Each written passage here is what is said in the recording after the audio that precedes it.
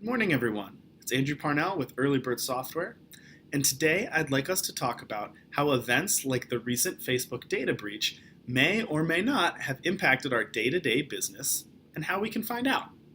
So, for today's example, let's say you're an online retailer who's selling products on the web and you're heavily dependent on social media marketing like Facebook and Instagram to drive your traffic and drive your sales. Well, you really want to know about this recent Facebook news, whether this is going to have an impact and whether it has had an impact on your traffic or your sales. So, in order to figure this out, we're going to use what's called a time series analysis, which is basically looking at the data over time. Now, the first way that you would think that you would look about this would be to do a basic linear regression like we covered in a couple previous videos, where you would go back, take your historical data, look at your traffic and your sales every month, and look at where you should be in March. There's one problem with that though.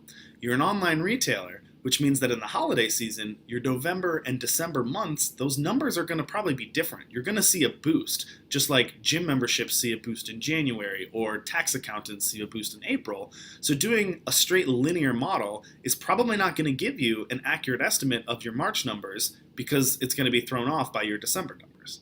So how do we get around that? That's where the time series element comes in. So what we're going to do here is you're going to take that linear model, but then we're going to apply the time or the seasonal elements to it. So instead of looking like a straight line over time, it's going to resemble more of a wave that takes into account the ups and downs that you experience throughout the year as a retailer.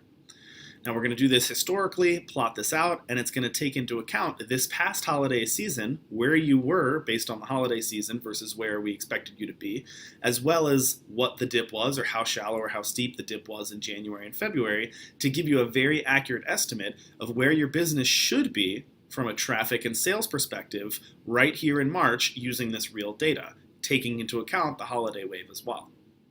Once we have that number, then you can apply that to the date that the Facebook announcement came out, and you can look at the data since then and determine how much that has impacted, whether it's impacted at all, what our sales numbers and traffic numbers have gone up or down, and by what impact, and be able to look at the change coming up in April and determine how big of an impact that was, which can help you make strategic decisions around your change in social and sales and marketing. Thanks, that's all for today. If you enjoy these videos, feel free to like or share them and let us know in the comments if there's any specific topic or question that you'd like us to cover. Thanks, have a great day.